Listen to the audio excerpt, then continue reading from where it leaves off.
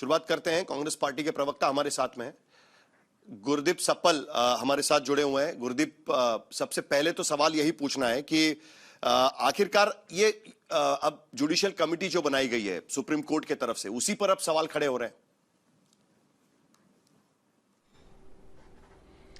देखिए, इस पे सवाल में बाद में आऊंगा। मैं पहले जो आपने 3 सवाल पूछे उसका जवाब ले लीजिए। राहुल गांधी आज क्यों गए थाने? क्योंकि साहिल, जिनको पैलेट गन से चोटें लगी, उनकी आंख चली गई, वो दर दर धक्के खा रहे थे पिछले कई दिन से कि उनकी एफआईआर रजिस्टर हो जाए, और कोई उन पे ध्यान नहीं दे रहा था, उनकी एप्लीकेशन ले नहीं रहा था। इसलिए राहुल गांधी गए। आज बीजेपी बोल रही है कि कांग्रेस की अराजकता है। आप मुझे बताइए कि अराजकता क्या होती है? अराजकता होती है कि आप देश के कानून को नहीं माने। देश के कानून के तहत ये राइट है, ये अधिकार है कि अगर कोई विक्टिम है उसकी एफआईआर रजिस्टर होनी चाहिए। बीजेपी के नेता, खुद मोदी, खुद अमित शाह, सब जगह कहते आए हमने 0 एफआईआर की व्यवस्था कर दी, देश में कहीं से भी कोई भी व्यक्ति एफआईआर ऑनलाइन कर सकता है। और यहां एक व्यक्ति की आंख चली गई, उसके शरीर छलनी हुआ पड़ा है, उसको एफआईआर आप करने नहीं देंगे। और ये जो बात बोली कि सुप्रीम कोर्ट ने कमेटी बना दी, सुप्रीम कोर्ट की कमेटी तो कल आई, ये तो पिछले कई दिनों से धक्के खा रहे हैं, कई हफ्तों से धक्के खा रहे हैं, तब क्यों नहीं किया? आज कमेटी का आप बहाना लेंगे। तीसरी बात, कमेटी ने तो कल अपने आदेश में स्पष्ट कहा कि दिल्ली पुलिस स्वतंत्र है अपनी जांच को जारी रखने के लिए और अपनी कार्रवाई को जारी रखने के लिए। कमेटी ने वो रोकी नहीं है, तो फिर दिल्ली पुलिस ये क्यों नहीं ले रही है आज, ये मुझे बताइए। और एफआईआर तो बहुत दूर की बात है।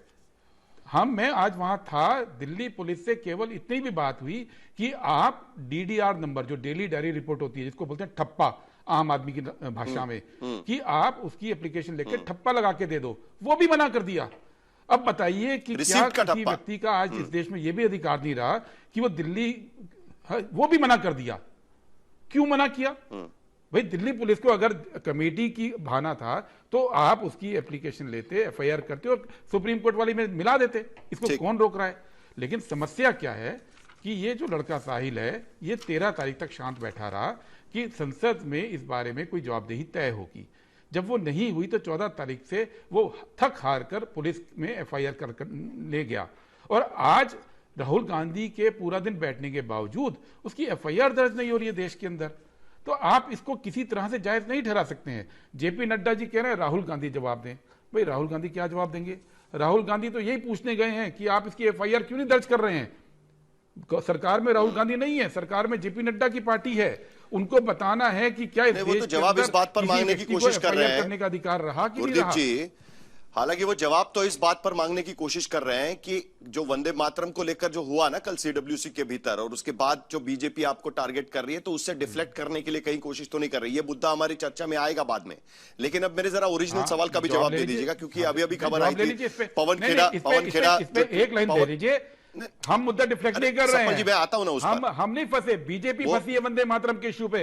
उनको उम्मीद ही नहीं थी कि कांग्रेस क्लियर कट स्टैंड लेगी। बीजेपी फंसी है इस मुद्दे पे, वो बचना चाह रहे हैं, वरना वो सीधे सीधे एफआईआर ले लेते, मुद्दा ही ना खड़ा होता। बीजेपी बचना चाह रही है एफआईआर पे, क्योंकि उनके जो तो सीधा चैलेंज है आपका कि अगर बीजेपी को लगता है कि गलत आप कर रहे हैं तो सीधा एफआईआर दर्ज कर लेना चाहिए, कुल मिलाकर वंदे मातरम के मुद्दे पर। लेकिन अब जरा इस मुद्दे पर भी बता दीजिएगा, ये लॉजिक मुझे समझ में नहीं आया कि Supreme Court appointed inquiry committee raises serious questions. It is headed by former Supreme Court जज who served as a chief justice of Gujarat High Court. तो कोई गुजरात हाई कोर्ट का चीफ जस्टिस है, इसीलिए उस कमिटी पर आया है, और इसी के वजह से आपको लगता है कि यह कमिटी अनबायस्ड नहीं होगी और जांच ठीक से नहीं होगी। यही आपका कहना है, राइट? अगर मैं सही तरीके से उसको समझ रहा हूं तो। देखिए, बहुत पुरानी कहावत है, बहुत पुरानी कहावत है कि न्याय होना जरूरी नहीं, न्याय होते हुए सही से दिखना भी जरूरी है। अब इस सरकार को सुप्रीम कोर्ट के जज हो या कहीं के कॉन्ट्रैक्टर हो, कहीं ठेका उठाना हो, कोई बिजनेस देना हो, सब गुजराती ही क्यों मिलते हैं? पूरे देश में कोई और है नहीं क्या? और दूसरी बात, वही जज क्यों मिले जो उमर खालिद के केस में, जिनका रिकॉर्ड पूरे देश के सामने है? इनकी पर्टिकुलर क्राइटेरिया क्यों है भाई? ये तो जवाब ये लोग देंगे ना। क्या पूरे देश में और कहीं के जज नहीं थे? क्यों नहीं ये इस बात को दिखाना चाहते कि हम जो है न्याय कर रहे हैं? न्याय करना और न्याय को कंट्रोल करने की कोशिश करना, ये दो अलग अलग बातें हैं साहिल जी। ये बड़ी इंटरेस्टिंग बात है गुरदीप जी की। पहली बार मैं ये सुन रहा हूं कि किसी राज्य का अगर चीफ जस्टिस रहा है कोई, तो उसके आधार पर यह तय होगा कि वो अनबायस्ड होगा कि नहीं होगा, वो कानूनी तरीके से इस पूरे मामले की जांच करेगा या नहीं करेगा। यानी कुल मिलाकर सुप्रीम कोर्ट के चीफ जस्टिस ने जो कमेटी बनाई है उस पर आपको भरोसा नहीं है, यही हम मानकर चले, क्योंकि उनकी निगरानी में यह कमेटी बनाई गई है, उनके एक्सेप्टेंस से यह कमेटी बनाई गई है। हमारा स्पष्ट कहना है न्याय होते हुए दिखना भी जरूरी है। अगर वो नहीं दिख रहा है तो फिर सवाल उठेंगे, और सवालों से बचने की जिम्मेदारी मोदी सरकार की है, हमारी नहीं है। हमारा स्पष्ट कहना है कि न्याय होना चाहिए।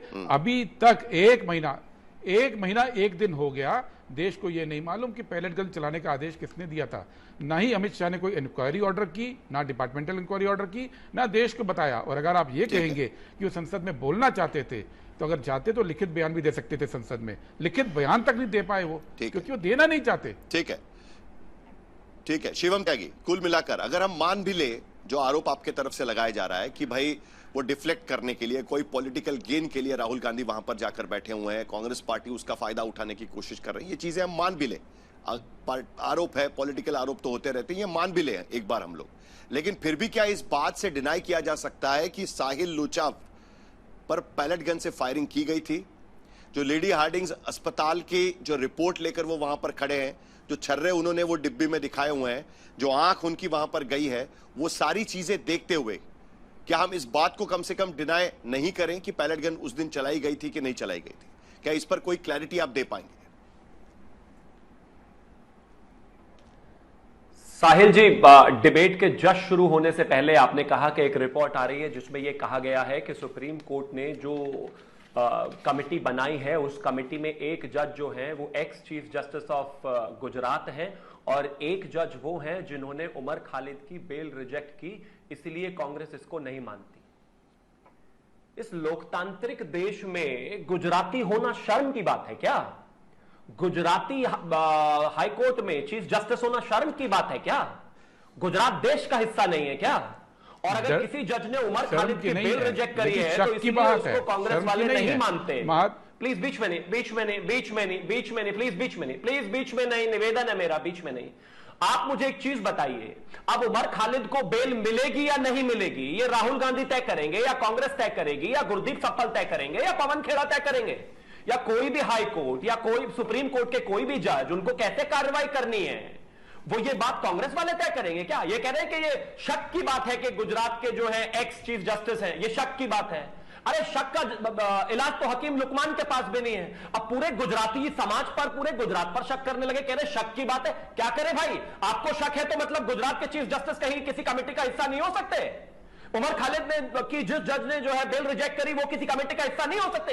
कुछ तो तर्क लगाया करो भाई, कुछ तो ज्ञान होना चाहिए। अब आगे आता है, राहुल गांधी जो कर रहे हैं ये कोई पॉलिटिकल चार्ज नहीं है कि वो वंदे मातरम में फंस गए हैं इस वजह से ड्रामा कर रहे हैं। ड्रामा, नौटंकी, फालतू की हवाबाजी एक लीडर ऑफ ऑपोजिशन को शोभा नहीं देती। मैं साबित करता हूं क्यों। अब आप मुझे एक चीज बताइए, जस्टिस सुभाष रेड्डी जी की अध्यक्षता में जस्टिस शैलेंद्र कौर, ऋषि कुमार, एलआर बिश्नोई जी और 5 सदस्य कमेटी बनी। इस 5 सदस्य कमेटी को सुप्रीम कोर्ट ने गठित किया और उन्होंने कहा कि ये एचपीईसी खासतौर पर जो पुलिस की जो ब्रुटैलिटी बताई गई उस पर, वहां पर जो लोग इकट्ठे हुए थे उनका क्या रवैया रहा उस पर, तथा सारी चीजों पर जांच करके निष्पक्ष पूरे तरीके से देश के सामने रिपोर्ट देगी। अब अगर मान लेते हैं, चलिए जो बात है कह रहे हैं कि साहिल की कहीं एफआईआर नहीं ली गई, जो साहिल जिसकी आंख पर पैलेट गन लगी उसको कहीं देखा नहीं गया, किसी ने पूछा नहीं, आपको यह करने की जरूरत नहीं थी भाई। गुरदीप जी मुझे लगता है मेरे से 20-30 साल बड़े ही होंगे, एक छोटा सा प्रोसीजर करना था। जो कमेटी सुप्रीम कोर्ट ने बनाई है उसी कमेटी से संबंधित एक एओआर को हायर करते, एडवोकेट ऑन रिकॉर्ड को रिक्वेस्ट करते, और वो इस बात को कह सकते थे कोर्ट में जाकर कि भैया ये मेरी इंटरवेंशन एप्लीकेशन है या फिर ये मेरी इंप्लीमेंट एप्लीकेशन है, एप्लीकेशन ले लीजिए, ये वाला जो साक्ष्य है या ये वाला जो व्यक्ति है ये जांच से छूट रहा है, हो गया था विषय खत्म। लेकिन आपको ड्रामा करना है, आपको वंदे मातरम पर जवाब नहीं देना, आपको वंदे मातरम के विषय में क्लैरिटी नहीं करनी, आप देश के सामने एक्सपोज हो रहे हो, तो इस तरह का ड्रामा कर रहे हो। मैं एक चीज कहना चाहता हूं, छात्रों जी, हाँ जी नहीं, गुरदीप सप्पल इसका जवाब देंगे, लेकिन मेरा एक छोटा सा सवाल इसके बीच में है। मैं जरा तारीख पर हम जाएंगे, क्रोनोलॉजी ज्यादा बेटर चीजें पर्सपेक्टिव में लोगों के सामने रखती है। आज 22 तारीख है, आज 22 अगस्त है। बिल्कुल एक महीना हुआ है जब 22 जुलाई को रैपिड एक्शन फोर्स ने, आज 21 तारीख है, 21 अगस्त है, एक महीना हो गया है। 22 जुलाई को रैपिड एक्शन फोर्स ने जनरल डायरी में एंट्री की थी पार्लियामेंट स्ट्रीट पुलिस स्टेशन के भीतर, जहां पर ये एफआईआर दर्ज करने के लिए आज गए हुए हैं। और उस एंट्री में ये लिखा गया था, entry records, 2 rounds containing plastic pellet fired from anti riot gun. Crucially, it says that the firing was on the order of Zone 1 DCP Jantar Mantar. एक महीना हो गया है उसको। 20 तारीख को ये फायरिंग होती है। 14 अगस्त को वो साहिल लोचन वहां पर जाते हैं, लोचाव वहां पर जाते हैं और कहते हैं कि हमें एफआईआर दर्ज करना है। शिकायत भी उसकी नहीं ली जाती। 20 तारीख को यानी 20 अगस्त को सुप्रीम कोर्ट का आदेश आता है कि हम ये इस तरीके से कमेटी बना रहे हैं। एक महीने के भीतर क्या आपको नहीं लगता कि इस पूरे मामले की जांच होनी चाहिए थी? सरकार को इस बारे में कहना चाहिए था कि पायलट गन फायरिंग हुई है कि नहीं हुई है। अगर पायलट गन की फायरिंग हुई है तो उस बात को लेकर सरकार की तरफ से कुछ अधिकृत तौर पर बयान आना चाहिए था कि नहीं आना चाहिए था। पार्लियामेंट्री अफेयर्स मिनिस्टर किरण रिजिजू कहते हैं कि कोई इस तरीके की फायरिंग नहीं हुई है। और इसीलिए यह सवाल बार बार उठता है कि एफआईआर लेने में हर्ज क्या है, दिक्कत क्या है? यह मौका दे रहे हैं आप कांग्रेस पार्टी को। अगर यह किसी ने आरोप लगाया तो क्या गलत हो? नहीं, बिल्कुल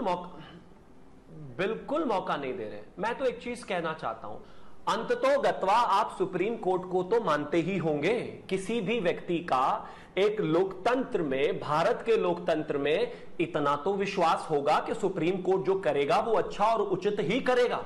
और बिल्कुल हमें कोई परेशानी नहीं है। मैं इस पर पॉलिटिकल चार्ज नहीं खेलना चाहता, वरना पॉलिटिकल चार्ज में तो मैं यह भी कह सकता हूं कि जो 22 परीक्षाएं झारखंड में रद्द हुई और 100 नामजद और 500 बिना नामजद की एफआईआर दर्ज हुई, वो अभी तक वापस नहीं हुई। क्या राहुल गांधी के मुंह में दही जमी है? वो उस पर कोई सवाल जवाब करेंगे? क्या कोई एक ट्वीट मुझे दिखा दो जहां ये कहा गया हो कि 600 एफआईआर वापस करो? और 10 सेकंड मैं लूंगा आपसे और ये बताना चाहूंगा, ये एक बेटी है हमारी जो प्राइवेट पार्ट पे मार रही है। मेरे प्राइवेट पार्ट पे मारा गया है। हम रात भर सो नहीं पाए हैं, इतना ज्यादा दर्द हो रहा था। मैं आगे नहीं चलाना चाहता। एक बच्ची है कि मुझे मारा गया, पीटा गया, पुलिस ने घेर कर मेरे प्राइवेट पार्ट पर मारा। ये झारखंड का वीडियो है। इसके लिए कोई बात करेगा क्या? राहुल गांधी जी, जहां पर ऑलरेडी जांच हो चुकी, जांच चल चुकी है, सुप्रीम कोर्ट ऑर्डर कर चुका है, एक कमेटी बन चुकी है, वहां पर एक आदमी को लेकर बैठ गए और कह रहे हैं कि नहीं इसकी तो एफआईआर नहीं ली जा रही। दूसरी तरफ झारखंड में 600 एफआईआर जो अभी तक विड्रॉल नहीं हुई, जिनका कोई भरोसा नहीं आया, महिलाओं के प्राइवेट पार्ट पर मारा गया, पीटा गया। मैं तो सीजेपी और कांग्रेस दोनों से कहना चाहता हूं, आंखें बंद हो गई है। बिल्कुल सही है। हिंदुस्तान में ही है। जहां पर छात्रों पर इस तरीके से लाठीचार्ज किया गया होगा, लड़कियों पर इस तरीके से लाठीचार्ज किया गया होगा, वहां पर विपक्षी पार्टियां जाएं, पुलिस स्टेशन में बैठे और कहे कि इन पर एफआईआर दर्ज करिए। यह बिल्कुल सही कह रहे हैं आप। एक और एक रांची की महिला है जिसका मेरे पास एक उदाहरण यहां पर नजर आ रहा है। नूतन 32 साल की यह महिला है, रांची से काम करने के लिए आई थी, प्राइवेट फर्म में गुरुग्राम में काम करती है। उन्होंने बताया था कि गनशॉट फायरिंग हुआ है, उसके वजह से इंजरी हुई थी उनके कान में। राम मनोहर लोहिया अस्पताल में 20 जुलाई को trauma to right ear by gunshot, यह उनके रिपोर्ट पे यहां पर कहा गया है। हम वॉट अबाउटरी नहीं करेंगे इसमें, जो फिलहाल बातचीत चल रही है शिवम, अगर उस पर हम बात करें, उस पर अगर सफाई दें तो ज्यादा बेहतर होगा। क्या आपको नहीं लगता कम से कम इस बारे में सरकार को सामने आकर यह कहना चाहिए था कि गनशॉट फायरिंग हुई है कि नहीं हुई है? क्या सरकार को आके यह कहना चाहिए था कि पैलेट गन की फायरिंग हुई है कि नहीं हुई? गुरदीप सप्पल क्या हासिल करेंगे एफआईआर फाइल करवा के? क्योंकि आप कह रहे हैं कि जुडिशियल कमेटी से जो भी निकलेगा उससे तो आप संतुष्ट नहीं होंगे, क्योंकि पहले ही उस पर सवाल उठे हुए हैं। अब एफआईआर आखिरकार दर्ज तो हो रही है कब, ये कहा जा रहा है अभी, हालांकि अभी तक हुई नहीं है, लेकिन हमारी जानकारी है वो ये कह रही है कि एफआईआर दर्ज हो रही है। साहिल जी, पहले तो कमेटी पे हमने ऐसा कोई नहीं बोला जो आपने बोला, जजेस की इंटीग्रिटी के ऊपर बोला। बीजेपी की तरफ से उनको बहुत होली काऊ मत मानिए।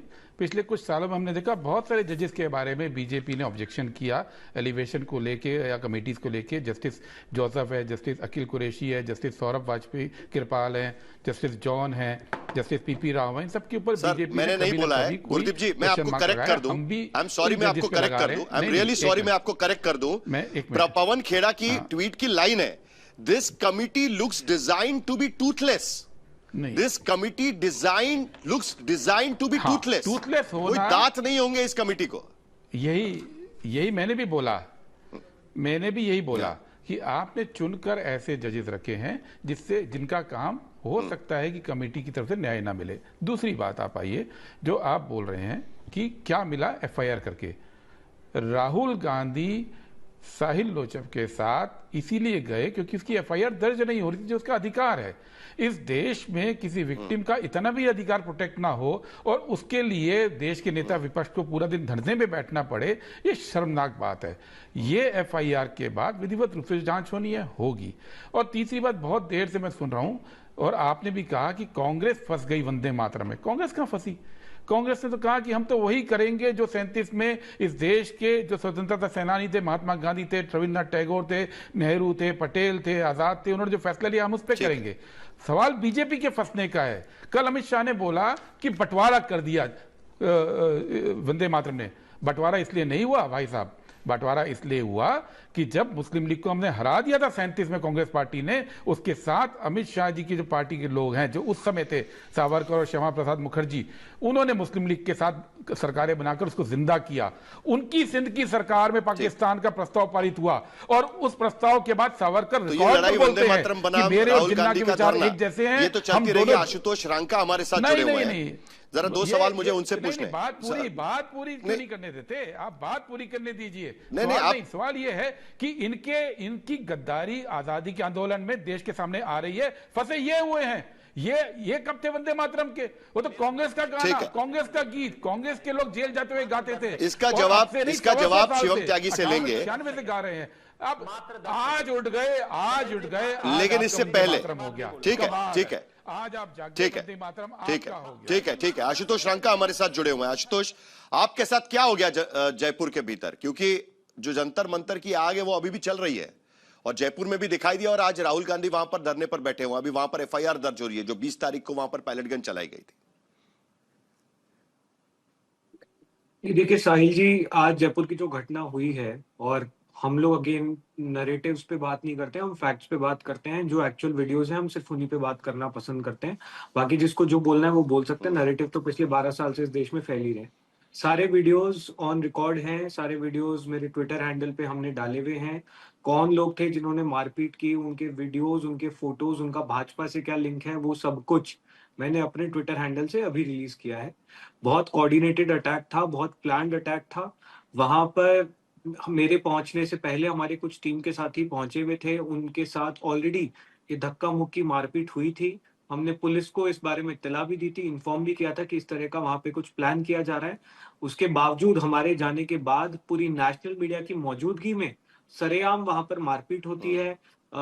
मेरी शर्ट फाड़ी गई, हमारे 2-3 वॉलंटियर्स को गिरा कर उन्होंने मारा है। एक का हाथ टूटा है, उसकी अभी सर्जरी चल रही है। मैं अभी खुद हॉस्पिटल से आ रहा हूँ।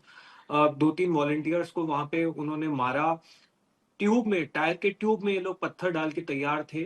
और जिस तरह के पत्थर इन्होंने आज फेंके हैं, जो हमारी गाड़ियों के शीशे, मेरी खुद की गाड़ी का शीशा भी टूटा है, उसमें वो ईंट अभी भी रखी हुई है। आप उसको देखेंगे, उसका साइज देखेंगे ना, तो उससे क्लियर होगा कि मतलब जान लेने के लिए लोग आज रेडी खड़े थे। और इसमें से सिर्फ 2 या 3 लोग वहां के लोकल बीजेपी के गांव वाले थे। उसके अलावा सारे लोग बाहर से बुलाए गए थे। वहां के जो लोकल गुड्डे हैं, जो वहां पे जमीन कब्जाने का काम करते हैं, वो लोग वहां पर मौजूद थे। और बहुत शर्म की बात है कि एक ऐसा स्कूल जो भैंसों के तबेले में चल रहा है, जिसे मैं खुद 1 साल पहले विजिट करके आया हूं, मैंने वो वीडियो भी डाला। वो स्कूल हम सिर्फ ठीक कराने की बात कर रहे थे। ये लोग इस लेवल पर गिर चुके हैं कि भैंसों के तबेले में स्कूल चलता रहे, उसकी कोई दिक्कत नहीं है, लेकिन वो स्कूल ठीक ना हो जाए, कोई उस स्कूल को ठीक करने की बात ना करे, ऐसे व्यक्तियों को हम मारने के लिए तैयार हैं। इस लेवल पे बीजेपी गिर चुकी है, पूरा देश देख रहा है। हम तो इस तरह के अटैक से ना पहले डरे थे, ना आगे डरेंगे। हम स्कूल विजिट जारी रखेंगे, जिसको जो करना है कर ले, हम पीछे हटने वाले नहीं हैं। शिवम त्यागी, आपने सुना आशुतोष रांका बहुत गंभीर आरोप लगा रहे हैं। और यहां पर तो वंदे मातरम वाला मामला भी नहीं है जो कांग्रेस पार्टी पर आप आरोप लगा रहे हैं कि वंदे मातरम की वजह से डिफ्लेक्ट करने के लिए या उसके खिलाफ ये नया आंदोलन कांग्रेस पार्टी छेड़ रही है। यहां पर तो वो स्कूल के विजिट के लिए गए थे। उनका यह कहना है कि आपके पार्टी के कार्यकर्ताओं ने वहां पर उन पर हमला किया है, और ये दौर पूरे देश भर में चल रहा है, अलग अलग राज्यों में।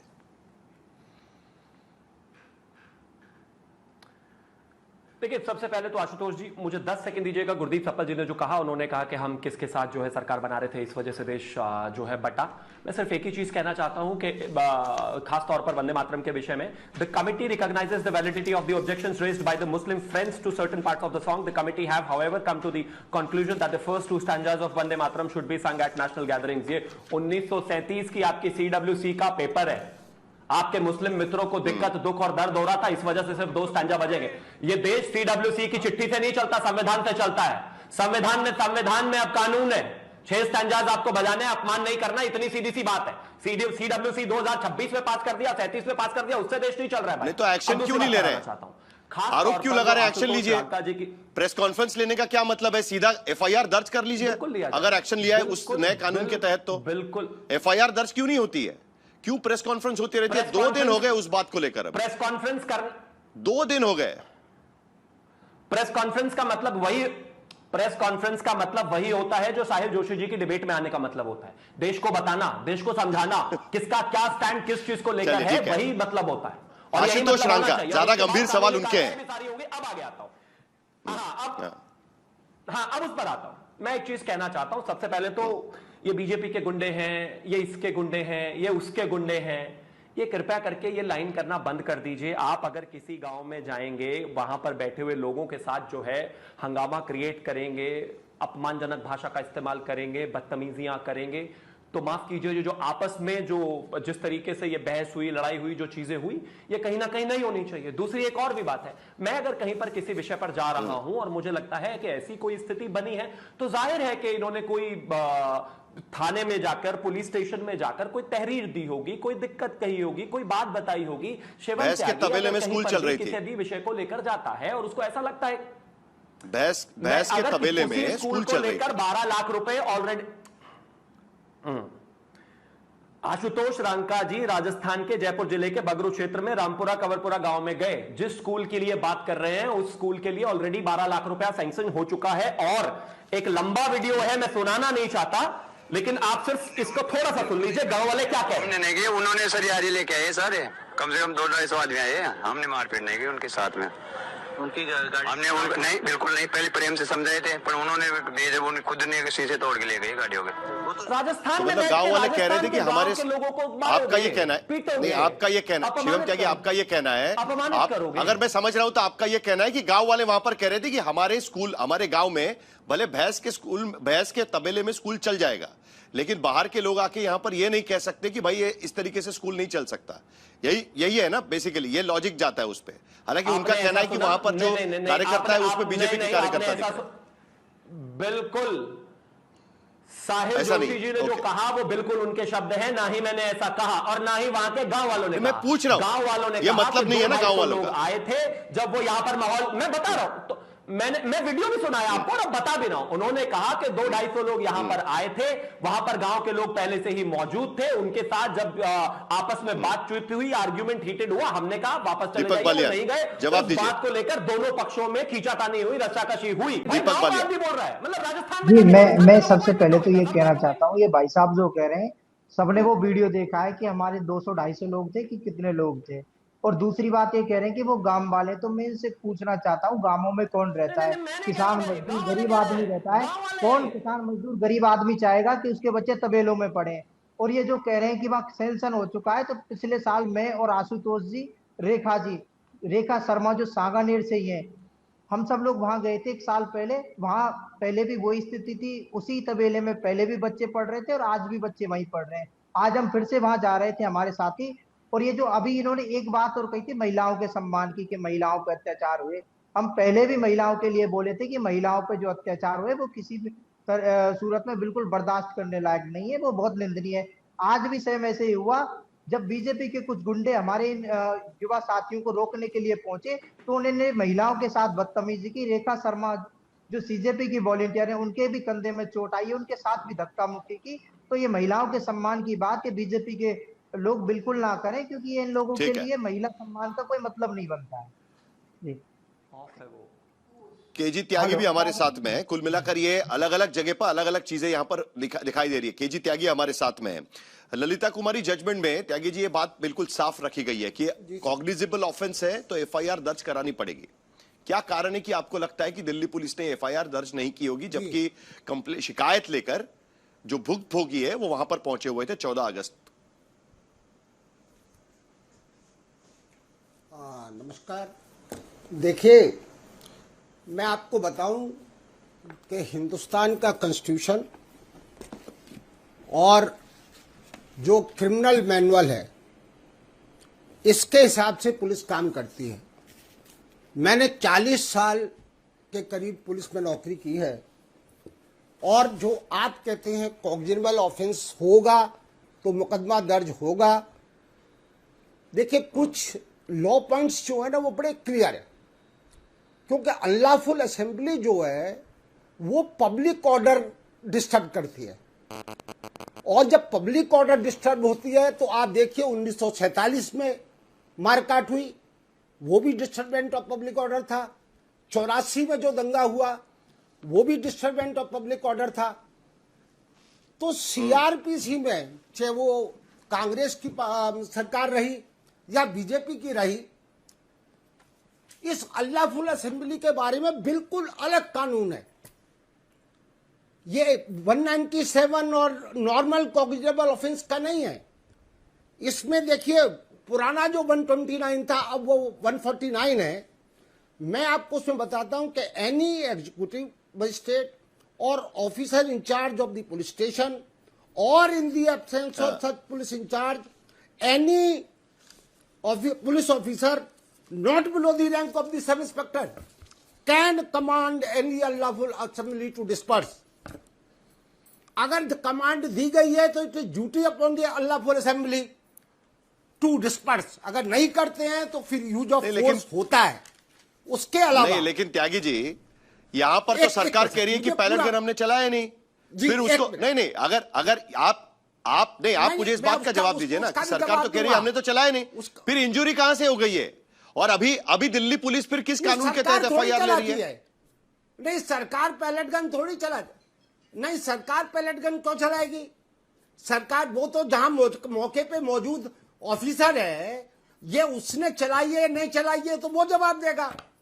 दूसरा, 132 में कोई कंप्लेंट फाइल नहीं हो सकती उस पुलिस ऑफिसर के जिसने अनलॉफुल असेंबली के ऊपर काम किया है, क्योंकि इट इज बार नहीं तो माने ना सर, तो कोई पुलिस आके कहे, मुझे एक बात नहीं समझ में आ रही है, क्यों नहीं आके कहा जा रहा है कि हमने अनलॉफुल असेंबली पर पैलेट गन चलाई? ये बात मान क्यों नहीं रहे? क्यों नहीं आकर ये कहा जा रहा है? क्यों नहीं सीआरपीएफ की तरफ से ये कहा गया कि हाँ हमने पैलेट गन चलाई वहां पर, हमें आदेश दिए गए थे? नहीं बताना चाहिए, उसका ब्रीफिंग नहीं होता है त्यागी जी। सीआरपीएफ जवाब देगी। आप पुलिस में काम कर चुके हैं, आपको पता है कि किसी भी अनलॉफुल असेंबली पर अगर लाठीचार्ज होता है, कोई भी सख्त कार्रवाई की जाती है तो उसका ब्रीफिंग किया जाता है। हमने कितने राउंड फायरिंग किया हुआ है, किस तरीके से हमने उस अनलॉफुल असेंबली से निपटा हुआ है, क्यों नहीं इसका ब्रीफिंग किया गया? प्लीज, कहां है ब्रीफिंग? प्लीज सर, मैं आपको करेक्ट करता हूं। अभी देखिए, पार्लियामेंट स्ट्रीट पे 4 कॉर्डन बनते हैं। अगर चौथा कॉर्डन टूटेगा पार्लियामेंट के लिए तो लाठी भी चलेगी। और दूसरा क्या होता है कि कोई भी लॉफुल असेंबली किस स्टेज पे अनलॉफुल हो जाए, सुप्रीम कोर्ट ने वहां decision IO at the spot. हाँ, सुप्रीम कोर्ट ने पैलेट गन को चलाने के लिए पार्ट ऑफ ग्रेडेड रिस्पॉन्स कहा है। आप पुलिस में काम कर चुके हैं त्यागी जी, ग्रेडेड रिस्पॉन्स नाम की चीज होती है। कब पैलेट गन चलाना है उसका भी एक ग्रेड होता है। सुप्रीम कोर्ट के क्लियर गाइडलाइंस है इस पूरे मामले को लेकर, और इसीलिए सवाल बार बार उठता है कि क्यों नहीं मान लेती पुलिस की हमने चला दी करके। अगर मान लेती तो ये सारे सवाल खड़े नहीं होते आज की स्थिति में। ये कानून को गलत तरीके से प्रेजेंट किया जा रहा है। एक बताइए, 5000 सिंह हमारे साथ जुड़ी हुई है, 10 पुलिस वाले संसद मार्ग खड़े हुए हैं, तो how they would take the graded decision? Spot पे डिसीजन लेना पड़ेगा। मौसमी सिंह हमारे साथ में। मौसमी, एफआईआर दर्ज करने की ये शुरू हो चुकी है और मेरे ख्याल से राहुल गांधी भी पुलिस स्टेशन के भीतर गए। आपके पास क्या जानकारी?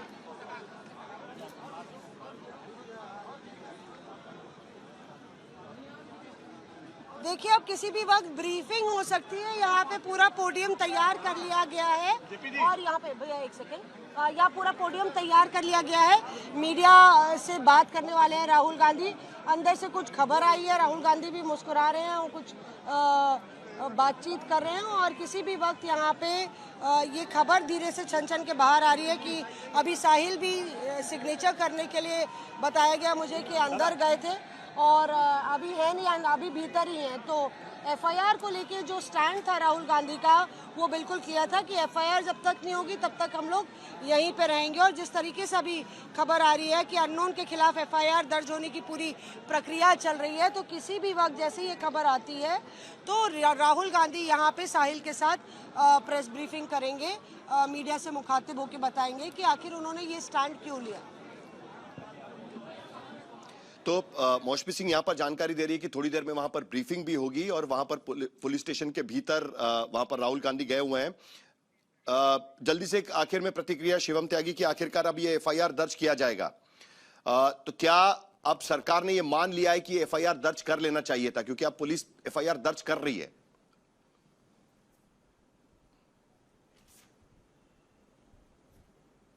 कहना चाहता हूं अंततः क्या होगा, वही उस जांच कमेटी के समकक्ष सारी चीजें जाएंगी। जांच का जो स्थिति होगी, यथास्थिति वो जनता के सामने आएगी और उसी के हिसाब से तय होगा कि कार्रवाई किस तरीके से और कैसे होनी है। मुझे बस एक चीज बता दो, क्या अचीव किया इस देश में? छात्रों की 1000 समस्याएं हैं अलग अलग राज्यों में। और मैं एक और अंत में एक चीज कहकर आना चाहता हूं कि एक स्थिति जो बनी हुई है यहां पर, मुझे बस एक चीज आप बताइए, ये अब सीजेपी वालों की पूरी एक कमेटी गठित हुई, उस कमेटी में बाकी सभी लोग तो अलग अलग राज्यों के हैं। एक महिला है आफरीन जो तेलंगाना से है, कोई एक प्रदर्शन है क्या? उम्मीद सिर्फ इतनी है कि इन सारे मुद्दों पर पहले ही कार्रवाई होती तो शायद यहां की नौबत नहीं आती।